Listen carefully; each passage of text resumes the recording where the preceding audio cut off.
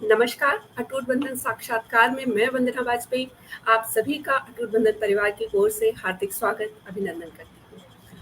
आज हमारे जो अतिथि हैं जिनसे बातचीत करनी है, हमारी विशेष अतिथि हैं भुल्लो बुआ उर्फ अर्चना चतुर्वेदी जी।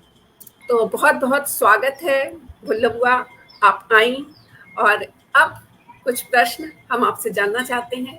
तो पहला प्रश्न ये है कि भुल्लो बुआ का किरदार निभाने का ख्याल आपके मन में कैसे आया? देखिए, मेरे आसपास बचपन में बहुत सारी बुआएँ थीं। तो इतनी सारी बुआएँ थीं और अलग-अलग वैरायटी जिसे कहते हैं ना, बुआएँ तो वैसे भी सबसे स्पेशल होती हैं। तो मेरी बुआएँ जी, कुछ ज़्यादा ही स्पेशल थीं और पापा की कज़न और भी मौसी की बेटी, चाचा की बेटी सब हमारे घर पर आया करती थीं।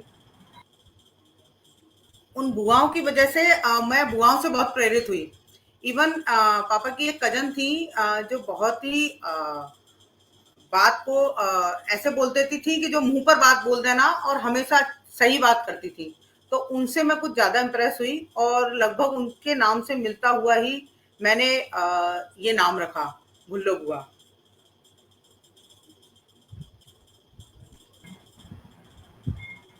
जी। अब तो भुल्लो हुआ नाम तो बहुत ही सुंदर है, लेकिन इसका भूलने से क्या संबंध है या ना भूलने से क्या संबंध है या भूलने ना देने से क्या संबंध है, इस बारे में हम आगे भी चर्चा करेंगे। लेकिन फिलहाल मैं ये जानना चाहती हूँ कि भारतीय घरों में बहुत सारे रिश्ते होते हैं, जैसे कि चाची, मामी, मौसी, ताई। आपने बुआ का ही किरदार क्यों चुना? देखिए, भारतीय घरों में चाची, मामी, मौसी उतनी अपफ्रंट नहीं होती जिस तरीके से भुल्लो मतलब बुआ होती है। बुआ का कैरेक्टर एक ऐसा कैरेक्टर होता है जो किसी भी बहू को तो अच्छा नहीं लगता है। मतलब जैसे बचपन में मैं भी सुनती थी, मुझे डाँट पड़ती थी कि बुआ जैसी मत बनना। मतलब बुआ जी, एक बिल्कुल। खतरनाक कैरेक्टर, जैसे एकता कपूर के फिल्मों में वैम्प होती हैं, वो बुआओं का कैरेक्टर होता है कि मौसियाँ हमेशा अच्छी होती हैं। बुआएँ जी, जी, अच्छी जी। हों, ये बहुत भाग्य की बात होती है। जबकि हुँ, बुआ हुँ, अपने हुँ। भतीजे-भतीजियों के बारे में, अपने परिवार के बारे में बहुत सोचती हैं। बट हुँ, चूँकि हुँ। हमारे खानदान की बुआएँ बहुत स्पेशल थीं, इसलिए उन बुआओं जैसे ना बनने का एक खौफ जो था, वो मुझे बड़ा अच्छा लगता था। मैं बड़ी इम्प्रेस जी। होती थी, यार मेरी बुआएँ इतनी मज़ेदार हैं, जो भी बात है वो मुँह पर बोल के निकल लेती हैं। तो मुझे वो जी, बुआएँ बहुत इम्प्रेस करती थीं। और मैं भी जी। बुआ तो हुई, मेरे खूब सारे भतीजे-भतीजी हैं। तो इसलिए हुँ, मुझे लगा कि यदि ये वाली बातें कहनी है, जब हम सामाजिक विसंगति की बात करें या समाज की बात करें, तो उसमें लगता है कि बुआ का कैरेक्टर ज़्यादा अच्छा है। जी, जी। जी, आपने उस हिसाब से बुआ का कैरेक्टर चुना, हालाँकि बुआएँ बदनाम भी हैं, तो उस बदनामी को नेकनामी में आप बदलने का जो प्रयास कर रही हैं, वो बहुत अच्छा है। लेकिन मैं आपसे ये जानना चाहूँगी कि बुआ अतीतजीवी होती हैं, उनका काम होता है हमारे ज़माने में तो या नए ज़माने के बच्चे, आजकल की लड़कियाँ, आजकल के लड़के, आजकल के बच्चे, पर आप तो पुरानी पीढ़ी को भी नहीं छोड़ रही हैं। हम लोग सोच रहे थे कि आजकल के बच्चों की जब आप बात करेंगी, तो आप हम लोगों की पीढ़ी को छोड़ देंगी और आप तो छोड़ ही नहीं रही हैं, भविष्य को भी पकड़ रही हैं, वर्तमान को भी पकड़ रही हैं और बूढ़े लोगों को भी पकड़ रही हैं। तो बुआओं के स्वभाव से इतर इस समवयस्कों पे इतना ज़ुल्म क्यों? देखिए, बुआ के अंदर एक लेखिका भी तो छुपी है, जो अर्चना चतुर्वेदी है। तो जी, मुझे लगता है कि हर विसंगति पर ईमानदारी से बात होनी चाहिए, बिना बायस्ड हुए, बिना जेंडर भेद किए। जिस तरीके से मैं अपने लेखन में करती हूँ, वही चीजें मैं एक बुआ बुआ के किरदार में कर रही हूँ। बुआ एक्चुअली, जी, बुल्लो बुआ मेरा एक किरदार है। जो अंदर अर्चना जी, है वो तो अलग है। तो उस किरदार पर मैं वो सारी चीजें कहना चाहती हूँ जो हमारे समाजों में हो रहा है आजकल। और जी, लोग, क्या होता है कि सारी औरतें बात करती हैं, ऐसा नहीं है। हर समाज की बड़ी बूढ़ियां जब बैठती हैं तो वो बात करती हैं, लेकिन वो बात हुँ, करती हैं पीठ पीछे, जब आपस में करती हैं। लेकिन ये जो हुँ, बुआ है, ये वो बात जनता में कर रही है। हो सकता है कुछ लोगों को मेरी बात चुभती भी हो, कुछ लोगों को अच्छी लगती है। अच्छा, लोग देखते हैं वीडियो, फिर ये भी कहते हैं, अच्छा ये वाली तो बात तो इसने सही कही है। मतलब वो हो तो रहा है, लेकिन उसमें जी, बोले कौन? फ्रंट पे कोई नहीं बोलता है, पीछे पीछे सब बोलते हैं, फ्रंट पे बोलना नहीं चाहता। अब जो बुल्लो बुआ है वो फ्रंट पर बोल रही हैं, तो इसलिए हुँ, थोड़ा सा हुँ, बुल्लो बुआ का कैरेक्टर थोड़ा सा इसलिए थोड़ा सा अलग चल रहा है। और मुझे लगता है कि किसी भी समाज में जब इस तरीके की बातें हों जो गलत हैं, उन पर आवाज हुँ, उठनी चाहिए। चाहे वो हमारे बड़े करते हैं, चाहे हमारे छोटे करते हैं, जो भी चीजें गलत हैं, बुआ उन पर बात करती हैं कि ये समाज में, और वो बड़े बूढ़ों की सोच है, वो अर्चना चतुर्वेदी की सोच नहीं है। वो बड़े जी, बूढ़े जी, जो जी। पीठ पीछे जो बात करते हैं ना, वो सिर्फ उन बातों को मैं फ्रंट पर लेकर आ रही हूँ, जिससे लोगों तक जी। बात पहुंचे कि हाँ भाई तुम्हारे बारे में बात तो हो रही है। जी। तो भुल्लू बुआ से संबंधित आगे बढ़ते हुए मैं अगला क्वेश्चन पे आती हूँ और मैं पूछना चाहूँगी कि आप अपने मुद्दे जिन पर आप रील बनाती हैं, वो कई बार सोचने की दृष्टि देती हैं। व्यंग के ऐसे सार्थक मुद्दे आप कहाँ से लाती हैं? देखिए बहुत सारे मुद्दे तो जो आसपास मेरे घट रहा है मैं उस पर बात करती हूँ, और बहुत सारे जी। टॉपिकों पर अब जब बुल्लू बुआ थोड़ी सी फेमस हो गई हैं तो बहुत सारे लोग मेरे इनबॉक्स में आते हैं और मुझे बोलते अच्छा, हैं अच्छा। कि आप इस विषय पर एक वीडियो बनाइए ना प्लीज, मतलब जो वो लोग झेल रहे हैं वो चाहते हैं कि उन विषयों पर वीडियो आए और मैं उन विषयों पर बात करूं। उसमें महिलाएं भी हैं, उसमें पुरुष भी हैं, और उसमें हर एज की महिलाएं और पुरुष हैं जो मेरे से आके इनबॉक्स में विषय देते हैं। और बाकी ये है कि चूंकि मैं व्यंग्यकार हूँ तो मेरी एक अलग दृष्टि है जो मुझे दिखती है विसंगतियां आसपास। और जी, जी। मेरा जो बचपन है वो बूढ़ों के बीच में बीता, क्योंकि हम दादी बाबा के पास रहे। तो या तो मेरे बाबू के साथ हम जाते थे बगीची पर, उनके दोस्तों के बीच में टाइम बिताते थे, या दादी के साथ उनकी बहनों के घर और द्वारकाधीश मंदिर जाती थी मैं। तो दादी बैठ के जो बुढ़ियाओं से गॉसिपिंग करती थी, ये लोग जब बैठती थी तो मैं उनको जी। ऑब्जर्व करती थी कि ये किस तरीके से बात करती हैं। वो उनका हाथ हिला के बात करना और वो आंखें मुंह मटकाना, मतलब हमारे हुँ, यहाँ वो हुँ। बोलते हैं खट्टे चिरपिरे मुंह बनाते हैं बात करते हुँ, हुए। हुँ। तो उस जी। तरीके की बात है, और मैं वो बचपन से ऑब्जर्व करती हूँ कि ये किस तरीके से हुँ, बोल हुँ। रहे हैं, उन्होंने किस मुद्दे पर बात करी। तो उस जी। चक्कर में मेरे पास टॉपिक बहुत सारे रहते हैं, क्योंकि मेरी दृष्टि व्यंग दृष्टि है। मैं चलते हुए मुझे व्यंग दिखता है। हाँ, जो हाँ। मुझे आलोक पुराणिक जी ने एक बार कहा था जब मैं शुरू में व्यंग में आई थी कि व्यंग्यकार को 24/7 व्यंग में रहना चाहिए, व्यंग में जीना चाहिए। तो मैं 24/7 व्यंग अच्छा। में जीती हूँ, मैं जहां जाती हूँ वहां मुझे व्यंग मिलता है। तो इसलिए विषय की कमी मेरे पास कभी हुँ, रहती हुँ। नहीं है भगवान की दया है। और बाकी इतने सारे जी।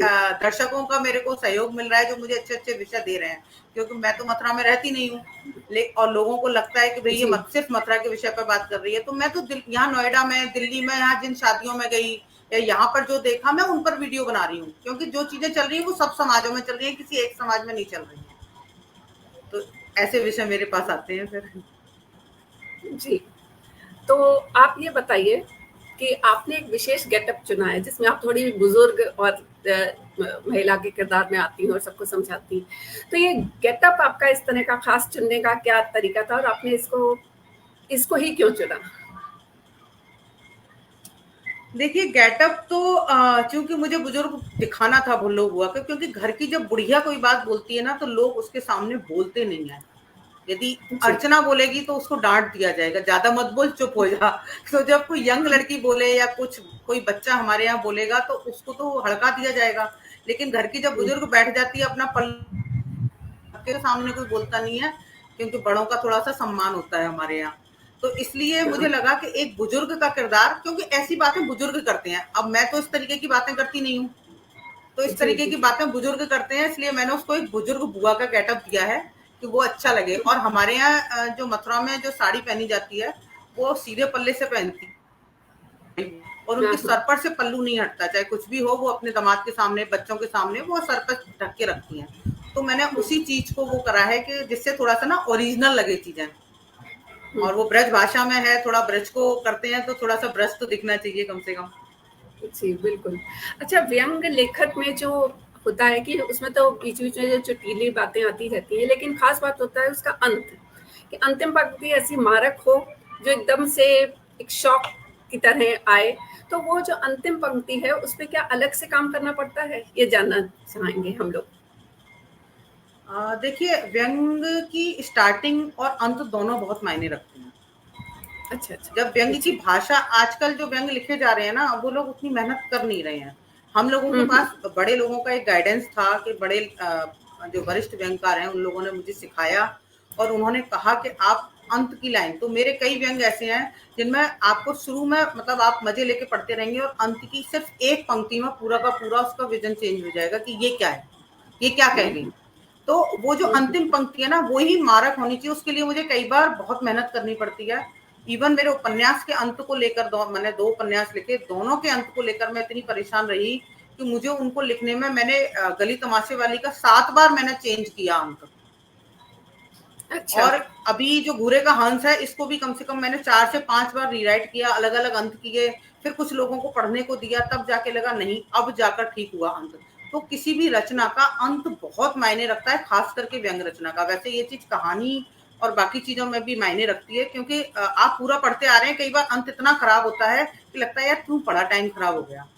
और हाँ। यदि आप देखें आजकल ओटीटी प्लेटफॉर्म पर जो सीरीज आ रही हैं, उनमें भी यदि आप देखें यदि अंत खराब है ना किसी सस्पेंस थ्रिलर फिल्म का या सीरीज का, तो दिमाग खराब हो जाता है। तो इसलिए अंत पे मेहनत करना बहुत जरूरी होता है, वो अंत ही सबसे मारक होता है। तो लगता है, और सोचा हुआ नहीं होना चाहिए। पाठक जब पढ़ रहा है या दर्शक देख रहा है तो उसे पता नहीं होना चाहिए कि अंत में क्या होने वाला है। वो अंत एक झटके से जब आता है, अच्छा ऐसा भी हो सकता है, तब हम शॉक्ड होते हैं। तो इसलिए अंत पे ध्यान देना बहुत जरूरी होता है। भुल्लो हुआ, अपनी बिल्कुल। ब्रज भाषा पर आ जाइए। जी, बहुत कमेंट आ रहे हैं, उनके बाद में करेंगे, उनको लेंगे एक-एक करके, हर प्रश्न को, हर कमेंट को। तो अब अगला सवाल ये है कि बुआ के किरदार पर आज बहुत सारे चैनल हैं। अब कई बुआएँ जो हैं वो कई लोग बुआ के किरदार में आ रहे हैं, उसमें भुल्लो बुआ कैसे अलग हैं? देखिए, भुल्लो बुआ बहुत तरीके से अलग है। नंबर 1 तो जी। भुल्लो बुआ ने जो भाषा चुनी है वो है ब्रज भाषा। यदि आप हुँ, देखें हुँ। कि अभी ब्रज भाषा का प्रचार-प्रसार कम है। आप फ़िल्मों में देखें या सीरीज़ में देखें, बहुत कम ब्रज भाषा का इस्तेमाल हो रहा है। तो सबसे पहले जी। तो ब्रज भाषा है भुल्लो बुआ की। और दूसरा हुँ, हुँ। अंतर ये है कि मैं कहीं से कोई कॉपी करके नहीं लाती हूँ। जो भी कंटेंट है मेरा ओरिजिनल कंटेंट है। जो भी मेरे आस-पास घटना है उनसे उठाया हुआ है, और मैं प्रवृत्तियों जी। पर व्यंग कर रही हूँ। मैं किसी इंसान का नाम नहीं ले रही, किसी इंसान के बारे में बात नहीं कर रही, मैं इंसानी प्रवृत्ति पर बात कर रही हूँ कि किस जी, तरीके जी। के आसपास हमारे इंसान हैं। कभी कोई सास खराब है, कहीं बहू खराब है, कहीं बूढ़े लोग खराब हैं, कहीं जवान लोग खराब हैं। तो हम बात कर रहे हैं प्रवृत्ति पर। तो जो भी कंटेंट है वो मेरा ओरिजिनल है। मैं खुद अपना थॉट प्रोसेस बनाती हूँ, उसको मतलब अंदर अंदर एक तरह से लेखन मेरा अंदर दिमाग में होता है, और फिर जब वो पूरा हुँ, बन जाता है तब मैं उसका वीडियो बनाती हूँ। तो और जी। मुझे ये भी सोचना होता है कि कहीं कोई ऐसा ना हो कि कोई पर्सनली ले जाए और बुरा माने। मैं ये भी ध्यान में रखने की कोशिश करती हूँ। बट ये बात और है कि जिसने मानना है वो मान ही लेगा। तो मान ही इसलिए लेगा। फिर मैं सोचती हूँ कि चलो ठीक है, उनका काम है मानना। लोग बिल्कुल, कुछ तो कहेंगे, अपना काम करते रहिए। बट ये किरदार करते हुए मुझे आनंद बहुत आ रहा है। मैं अपनी बुआओं को जी रही हूँ, अपने समाज को जी रही हूँ, आस-पास की दुनिया के बारे में बात कर रही हूँ। कुछ लोगों को मेरा बुरा लग रहा है, कई लोग उल्टे-सीधे कमेंट भी करते हैं। बट मुझे लगता है कि शायद जब आप आगे बढ़ते हैं, तो ये सब चीज़ें तो नॉर्मल है। तो इसलिए इनकी परवाह करना मैंने बंद कर दिया है। जी, बिल्कुल। आगे बढ़ने के क्रम में ये तो है कि जितनी प्रशंसा मिलेगी, आलोचना भी मिलेगी। हाँ, प्रशंसा ज़्यादा मिलेगी, सफलता का पैमाना ये नहीं होता है कि आलोचना मिलेगी नहीं, आलोचना मिलेगी, पर प्रशंसा इतनी ज़्यादा मिलेगी कि उस आलोचना को बहा ले जाएगी और इंसान अपना अच्छा काम देखते हैं। करता रहेगा। तो प्रश्न ये है कि वैसे तो आप मथुरा की हैं, लेकिन फिर भी हम जानना चाहेंगे कि ब्रज भाषा को ही आपने क्यों चुना? आपके 2 उपन्यास भी ब्रज भाषा में हैं शायद, और आपने इसमें भुल्लो बुआ के कैरेक्टर में भी ब्रज भाषा को ही चुना। तो इसमें आपका नज़रिया जानना चाहेंगे, क्योंकि आप हिंदी में भी बहुत अच्छा काम कर रही हैं, और भी बहुत सारी भाषाएँ अ, हैं, तो आपने ब्रज भाषा क्यों चुना? देखिए, भुल्लो बुआ का कैरेक्टर का जो विकास हुआ वो हुआ कोविड के टाइम पर। जब कोविड में हम लोग सब बेलाराम फिजूल चंद की गति को प्राप्त हो चुके थे। तो उस वक्त हम वीडियो बनाते थे। तो मैंने अपने हस्बैंड के साथ वीडियो शुरू की थी पहले। तब मेरे बेटे ने मेरे से कहा था, मेरा छोटा बेटा मेरे साथ ही था उस समय, तो उसने कहा कि मम्मी, हर भाषा में बनते हैं वीडियो, हर भाषा में बात होती है, आप अपनी मथुरा की भाषा में कुछ करिए। तो पहले मैंने मथुरा की भाषा में वीडियो बनाने शुरू किए, बट मेरे हस्बैंड को ब्रज भाषा थोड़ी सी कम आती है। तो वीडियो वो अच्छे बने, बट थोड़ा सा उसमें टाइम लगता था कि उनके साथ कंपेटिबल करना, अपने को स्क्रिप्ट को उस हिसाब से करना। फिर उसमें आइडिया आया कि क्यों ना हम एक कैरेक्टर को लेकर चलें तो लोगों को अच्छा लगेगा एक कैरेक्टर। अब वो कैरेक्टर जी, कौन सा हो, तो उस पर दिमाग चलाना शुरू किया। फिर याद आई मुझे अपनी एक बुआ, वो हमारे पापा जी की मौसी जी की बेटी थी, और वो जब बातें करती थी तो वो नॉन स्टॉप, हम उनको रेडियो एफएम भी बोलते थे, और वो बात एकदम सही करती थी, खरी खरा बोलती थी वो, और बहुत अच्छा जी। बोलती थी, क्यों वो बहुत प्रोग्रेसिव सोच की थी। तो हुँ, उनकी हुँ। बातों से मैं बड़ी इम्प्रेस होती थी। तो मुझे मेरे बच्चों ने भी मतलब उनको देखा है, बच्चे भी मिले हैं, तो मेरे बेटे ने आइडिया दिया, मम्मी क्यों ना वो वाली बुआ बने हम। तो पहले मैंने कुछ और नाम सोचे, फिर लास्ट में वो बुआ, मैंने कहा यार सेम नाम रखेंगे तो कहीं कोई बात ना बन जाए, तो इसलिए थोड़ा अदल बदल करके एक बुआ का कैरेक्टर डेवलप किया गया। वैसे भी बुआ तो पूजनीय होती है, परिवारों में बुआ का कोई बुरा भी नहीं मानता है, तो इसलिए मैंने कहा बुआ थोड़ा सा ना सेफ कैरेक्टर रहता है, क्योंकि चाची से तो दुरापे जेठापे की लड़ाई हो जाती है, चाची और इनसे तो मामियों से, तो मैंने कहा बुआ का कैरेक्टर ऐसा है जो सेफ है। और मौसी का कैरेक्टर हमारे यहाँ बड़ा पवित्र कैरेक्टर होता है, कि मौसियां कभी गलत होती नहीं है, मम्मी की साइड के रिश्तेदार तो अच्छे होते हैं, पापा की साइड के खराब होते हैं, तो इसलिए बुआ थोड़ा सा अच्छा लगा कैरेक्टर। बिल्कुल, आपने बिल्कुल सही कहा कि बुआ का कैरेक्टर बड़ा प्यारा होता है, क्योंकि बुआएँ गर्मी की छुट्टियों में आती हैं और बच्चों को तो बहुत ही प्यारा होता है और उनका अरे ये वो इंतज़ार भतीजे रहता है भतीजे बुआ। में तो उनकी जान होती है क्योंकि खून होता है बिल्कुल, उनका। बिल्कुल। और बुआओं से कहानी सुनना और बुआओं की वजह से माता-पिता की जो डाँट नहीं खाने को पड़ती है, क्योंकि मुझे याद आता है जब मेरी बुआएँ आती थीं, तो उतने दिन हम लोगों को डाँट नहीं पड़ती थी, क्योंकि बुआ बचा लेती थी। हम लोग सोचते थे कि बुआ आएँगी तो खूब शैतानी करने को मिलेगा, तो बुआ की छत्र छाया में शैतानी भी खूब पनपती है। तो अब मैं ये जानना चाहूँगी आपसे, आज बहुत से लोग बहुत अच्छे-अच्छे प्रश्न कर रहे हैं, जिन्हें हम बाद में लेंगे। भुल्लो बुआ और अर्चना चतुर्वेदी जी में कितना साम्य है और कितना अंतर है? देखिए, पुल्लो बुआ और अर्चना चतुर्वेदी में साम्य तो काफी सारा है, और डिफरेंस भी कह जी, सकते हैं, जी, क्योंकि साम्य तो ये है कि देखिए, अर्चना चतुर्वेदी व्यंग को लिखती है अपने पाठकों के लिए, और भुल्लो बुआ उन व्यंगों को बोलती है, जीती है उस व्यंग को। तो दोनों विसंगतियों पर प्रहार कर रही हैं, एक कलम से कर रही हैं और एक बोलकर कर रही हैं। और थोड़ा-सा अर्चना चतुर्वेदी थोड़ी-सी प्रोग्रेसिव है। लोगों को लगता है कि अरे! आपने तो मेकअप किया है, आप मेकअप पर बात कर रही हैं, आपने ये किया, तो भाई साहब मैं सिर्फ़ एक कैरेक्टर कर रही हूँ। और अर्चना चतुर्वेदी वेस्टर्न कपड़े भी पहनती है, अर्चना चतुर्वेदी सब तरीके से रहती है, अर्चना चतुर्वेदी सीधे सीधे पल्लू की साड़ी में घूंघट करके नहीं रहती है। एक पढ़ी-लिखी और अच्छी, मतलब उस तरीके की महिला है, जो मेरी सोच ऐसी है कि जैसे अब मैं बात करती हूँ कि पुरानी सासों ने क्या किया, लेकिन आज की डेट में मेरी दोनों बहुएं मेरी फ्रेंड हैं, तो मेरी सोच उस तरीके की है कि जियो और जीने दो। जी, तो भुल्लो बुआ भी वही काम करने की कोशिश कर रही है, लोगों को जगा रही है कि आप जो सोच रहे हैं, आप जो कर रहे हैं, वो कहाँ गलत है। आप थोड़ा-सा अपनी तरफ देखना शुरू करिए, क्योंकि हमारे कुछ बड़े या हमारे आस-पास समाज के लोग खुद को नहीं देख रहे हैं। वो दूसरों पर उँगली तो उठाते हैं, लेकिन खुद को नहीं देख रहे। भुल्लो बुआ दूसरों पे उँगली नहीं उठा रही है, वो सिर्फ झिझोड़ रही है कि ये आप कर रहे हो, इसको देखो, कम से कम आप दर्पण तो देखना शुरू करो कि ये आप कर रहे हो और हमें दिख रहा है कि आप गलत कर रहे हो। सिर्फ उस पर बात कर रही है, मेरा कोई किसी को सुधारने का या किसी के ऊपर कमेंट करने का या किसी को मतलब तकलीफ देने का मेरा कोई विचार नहीं है। मैं सिर्फ वो दिखा रही हूँ जो हर समाज में हो रहा है। कुछ लोगों को ये भी गलत फहमी है कि मैं ब्रजभाषा बोल रही हूँ तो मैं मथुरा के लोगों पर कमेंट कर रही हूँ। इवन मेरे कई रिलेटिव, मेरे बहुत क्लोज रिलेटिव हैं जो मेरे पीछे से मेरे बारे में उल जलूल बोल रहे हैं कि अरे वो तो मथुरा में हो रहा है, सब दुनिया में कह रही है अपनी मथुरा के बारे में। ऐसा नहीं है, मैं मथुरा के बारे में नहीं कह रही हूँ, मैं समाज के बारे में बात कर रही हूँ। और समाज हर जाति में है, हर देश में, हर प्रदेश में, सब जगह समाज होता है। तो वो चीजें जो सब जगह हो रही हैं, मैं सिर्फ उन पर बात कर रही हूँ। यदि ये आपको लग रहा है कि हाँ भाई आपके यहाँ ऐसा हो रहा है, तो आप उसको सुधारते क्यों नहीं है? आपको भुल्लो बुआ की बात बुरी लग रही है, आप उसको सुधारिए ना। आज कहीं ऐसा ना हो कल को 2-4 और बुआएं खड़ी हो जाएं आपके ऊपर कमेंट करने को, तो बेटर है खुद को सुधारा जाए। तो अर्चना चतुर्वेदी की सोच थोड़ी सी उस पर आती है, क्योंकि अर्चना चतुर्वेदी की सोच थोड़ी सी ये है कि बच्चों को आगे जो बच्चे कर रहे हैं उनका सपोर्ट करें, उनको आगे बढ़ने दें। यदि बच्चे अपनी पसंद की शादी करना चाहते हैं तो उसमें कोई बुराई नहीं है, बच्चे अपनी लाइफ जीना चाहते हैं तो वो संस्कारों का हनन नहीं है। यदि बच्चे हमसे बात कर रहे हैं खुलकर तो उन्हें करने दें और अपनी सोच को बदलें और वक्त के साथ अपने विचारों को थोड़ा सा बदलें। पुरानी लकीर पीटने से चीजें अच्छी नहीं होंगी। तो यही मेरी सोच है। तो अर्चना चतुर्वेदी की सोच थोड़ी प्रोग्रेसिव है, वही भुल्लो बुआ की भी सोच है। तो कोशिश यही हो रही है कि लोगों को समझ में आए। बाकी ये है कि जिन्हें समझना होगा वो समझेंगे। बिल्कुल।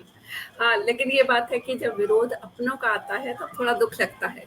तो कभी-कभी ऐसा होता है कि हमें मतलब कोई भी लेखक हो, लेखिका हो, किसी भी विधा में लिखता हो, लेकिन जब विरोध अपने तरफ से आता है, अपने परिवार की तरफ से, खासतौर से अपने निकट संबंधियों की तरफ से आता है, तो हमें लगने लगता है कि आगे करें कि ना करें। एक बार हम रुक के सोचते ज़रूर हैं। तो क्या ऐसी परिस्थितियाँ आपके साथ आईं? और आईं तो आपने उनका सामना कैसे किया? देखिए, मेरे पास मेरी परिस्थितियां क्या रही, बचपन से मैंने विरोध देखा है हर चीज में। जी, जी, जी। क्योंकि मैं जिस समय पैदा हुई उस समय लड़कियों को बराबरी पढ़ाई का मौका नहीं मिलता था। मेरी 17 साल की उम्र में शादी हुई, मैं पढ़ना चाहती थी, मैं टॉप कर रही हूँ, लेकिन उसके बाद मेरी शादी कर दी गई। तो मैंने तो हुँ, बचपन से ये विरोधाभास झेला है, और झेलते-झेलते एक टाइम आता है जब आप ना फटते हैं। तो अब तक क्या हुँ, था, नहीं आपकी साड़ी सर पे से पल्लू नहीं हटना चाहिए, आप यहाँ क्यों बोले, आपने जॉब क्यों किया? तो मैं तो बचपन से वो ब्रेव झेलते-झेलते लास्ट में मुझे अब लगने लगा कि यार मैं दूसरों की खुशी कब तक देखूँगी? मेरी खुशी कहाँ है? मेरा टाइम कब आएगा? तो अब क्या है कि अब मैंने उन चीज़ों पर सोचना छोड़ दिया है, और चाहे वो मेरे अपने हैं, चाहे मेरे क्लोज हैं, चाहे नियर एंड डियर हैं, अब मैं किसी की परवाह नहीं करती। यदि उन्हें बुरा लगता है तो वो उनका प्रॉब्लम है, अब मेरा प्रॉब्लम नहीं है, क्योंकि मुझे इसे करने में आनंद आ रहा है। तो जिस चीज में मुझे खुशी मिल रही है मैं उसको कर रही हूँ, और मैं कुछ गलत नहीं कर रही हूँ, कुछ भी जी, मतलब ऐसा नहीं है कि मैं अश्लील डांस कर रही हूँ या मैं कुछ ऐसा कर रही हूँ कि जिसमें गलत हो रहा है।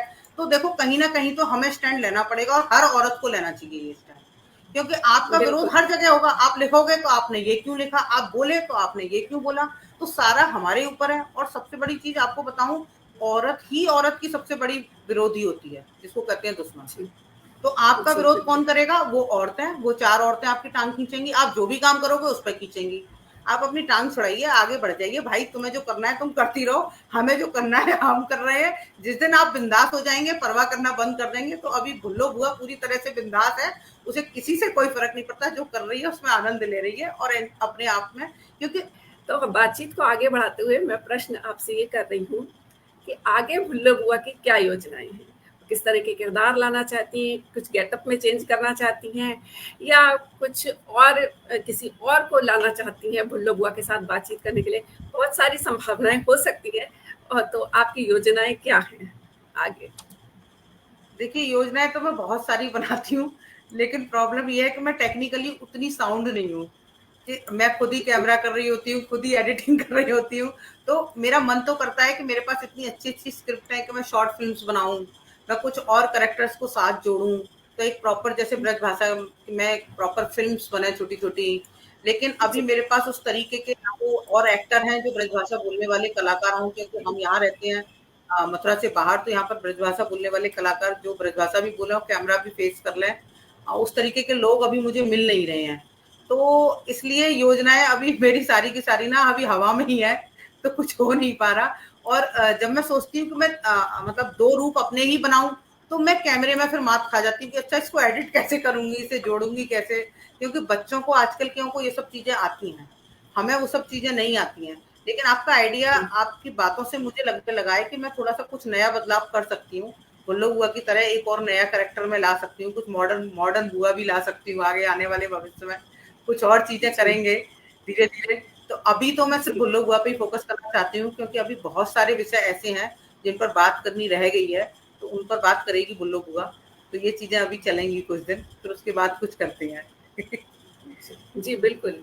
और तो भुल्लो बुआ को लाइव देखने का हमारे पाठकों का, हमारे मित्रों का और जो आगे सुन रहे हैं, सुनेंगे, उन सबकी इच्छा ज़रूर होगी। तो हम चाहते हैं कि आप भुल्लो बुआ को ज़रा यहाँ अवतरित करिए और भुल्लो बुआ के अंदाज़ में कुछ बोलकर बताइए। किसी भी कोई जोक, कोई भी पुराना उदाहरण दे के बताइए। बुल्लू बुआ बुल्लू बुआ के लिए पहले मुझे एक दुपट्टा लेना पड़ेगा, क्योंकि बुल्लू बुआ थोड़ा सा ना संभला के रहती है थोड़ी सी। बुल्लू बुआ प्रॉपर बनेगी अब। जी। हाँ, बहुत सारे लोग कह रहे हैं कि ब्रजभाषा में नहीं बोली। बिल्कुल, बिल्कुल। लोगों को बहुत कमी खल रही क्योंकि वो आपका जो अंदाज़ है और वो जो ब्रज भाषा है, देखिए भाषाएँ जब हम बोलते हैं तभी तो उनका विकास होता है और जो ब्रज भाषा का आपने विकास भी किया है, समृद्धि भी कर रही है एक तरह से, तो आज उसे थोड़ा-सा और समृद्ध करिए और एक हाँ, हम छोटा-सा ब्रज मैं कोशिश कर रही हूँ कि ब्रज भाषा की जितनी कहावतें हैं उनको भी मैं इस्तेमाल करूँ, और ब्रज भाषा की कहावतें और मुहावरे उन सबको मैं हाँ, आगे लाऊं, जिससे लोगों को पता लगे। अब हमारे यहाँ एक बड़ी बिल्कुल। अच्छी कहावत, मतलब किसी ने मुझे बताई, वो मुझे बड़ी अच्छी लगी। जैसे हुँ, हुँ। सबसे पहले तो मैं सबसे जय श्री कृष्णा कर रही हूँ भैया, कैसे हो सब लोग। तो एक कहावत है कि आजकल जैसे बहुएं आ रही हैं, तो उन्होंने मतलब कहावत ये है कि बहू लाओ मोए लगो चाओ, डोला में तो हुँ, उतरी है गई बुलाओ। हुँ, हुँ। तो अच्छा। इस तरह की कहावत है। तो मतलब बिल्कुल। बहुओं के लिए जैसे सास भी इस तरीके से बहुओं को पहले ना मतलब ताना जो देती थी ना वो एक तरह से मुहावरों में दिया जाता था। तो हम्म, सास और बहू का रिलेशन ना बड़ा कॉमेडी में चलता था कि वो हम्म, बहू के लिए कुछ कमेंट कर रही है और बहू सास के लिए कुछ कमेंट कर रही है। हम्म, तो भैया आजकल की छोरी तो बड़ी मॉडर्न है गई हैं। वे तो जीन्स पैंट अब लाज शर्म तो सब चली गई। अब कौन ते का कहें, हम तो कहू ते कच कहीं नायने जाकी जो राजी आवे करो। हम तो कहू ते कच कहीं नायने जब देखो जब ये मूड भारी डोल नहीं है। न वे न ससुर पता समझ में आए रे, न वे बहू समझ में आए रही, न वे बेटी समझ में आ रही। जाने का जमानो आएगो है। हमारे जमाने में ऐसे लंबे लंबे घूंघट करके बहुएं रहती, ऐसी पानी आनी लेवे जाती, तब ऐसे अदब कायदाते रहती। अब न बहू समझ में आ रही, बहन का कहें। अब सब बुरो मान जागे हम कहेंगे तो। बहुत बढ़िया, बहुत बढ़िया। आपका आपका मेन कोर्स है राइटिंग का, भुल्लो बुआ के अतिरिक्त उसमें आप ब्रज भाषा के माध्यम से किस तरह से भाषा के संरक्षण और भाषा के विकास पर ध्यान दें? देखिए मैं बहुत सालों से ब्रज माधुरी रेडियो से जुड़ी हुई हूँ। उसके अच्छा। अलावा मैंने अखबार में ब्रज भाषा के कॉलम लिखे और ब्रज भाषा में मेरा पहला गद्य व्यंग संग्रह आया, नजर बट्टू। हम्म, उसके अलावा अभी मेरा उपन्यास भी आया है ब्रज भाषा में, प्रेम गली अति सांकरी।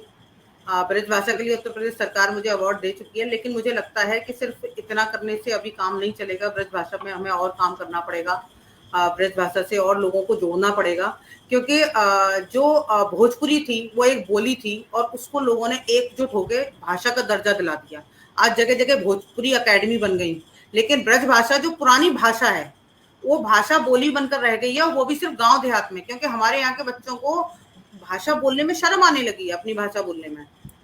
तो इसलिए ब्रज भाषा हमारी विलुप्त होती जा रही है और वो सिर्फ एक बोली बन के रह रही है। तो उसका थोड़ा सा मुझे दुख होता है। मुझे लगता है, मैं एक बार रिकॉर्डिंग के लिए गई थी रेडियो, तो मुझे वहां पर जी। पद्मा सचदेव जी मिली थी। तो पद्मा सचदेव जी ने मेरे से कहा था कि बेटा आप यहाँ क्या करने आई हैं? तो मैंने कहा मैम मैं रिकॉर्डिंग के लिए आई हूँ ब्रज माधुरी में, ब्रज भाषा के लिए।